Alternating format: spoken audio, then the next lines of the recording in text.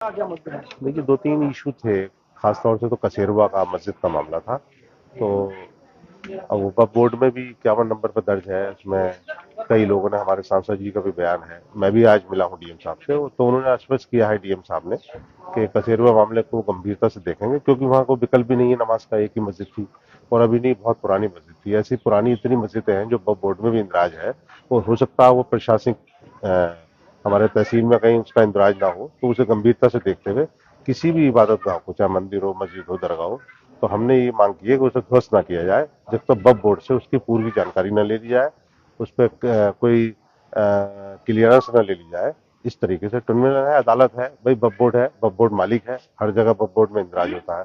तो उन्होंने उसे कहा है कि हम इसको दिखवाएंगे, और मैंने ये मांग की है कि कचेरुआ में अब नमाज कैसे होगी।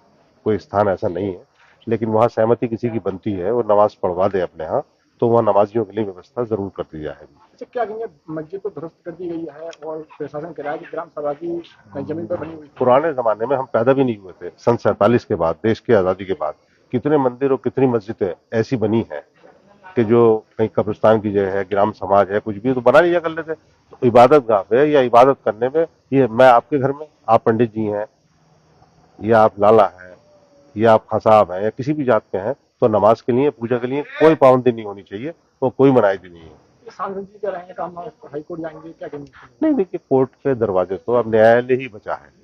न्यायालय से उम्मीद है लोगों को, न्यायालय जाते भी हैं लोग, और वहां से न्यायालय से सफलता भी मिलती है न्यायालय का। डीएम साहब ने क्या आश्वासन दिया? और 2-3 इशू थे। एक तो नमाज का था, वो मैंने बात की है, और नमाज की व्यवस्था की जाए, और देखभाल के, अब जो बिल्डोजर की कार्रवाई है उसे प्रशासन खास तौर से देख के वक्फ बोर्ड की जांच करा के, खाली ये नहीं, खाली तहसील लेवल पे किसी लेखपाल की रिपोर्ट पे ही सारे ध्वस्तीकरण की कार्रवाई हो जाए।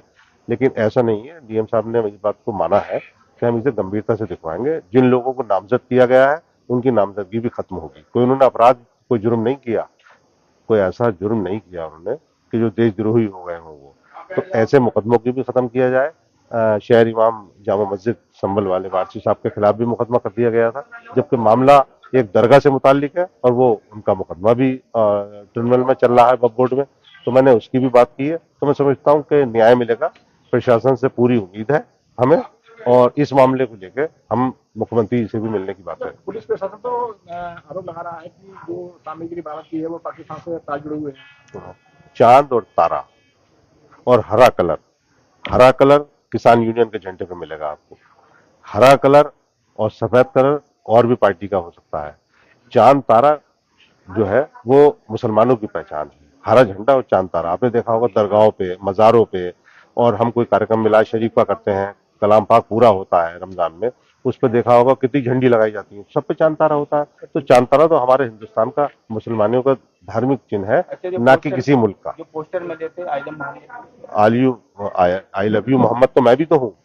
मैं कहा हूँ, मैं अपने मोहम्मद को याद करता हूँ, उनसे हमें प्यार है।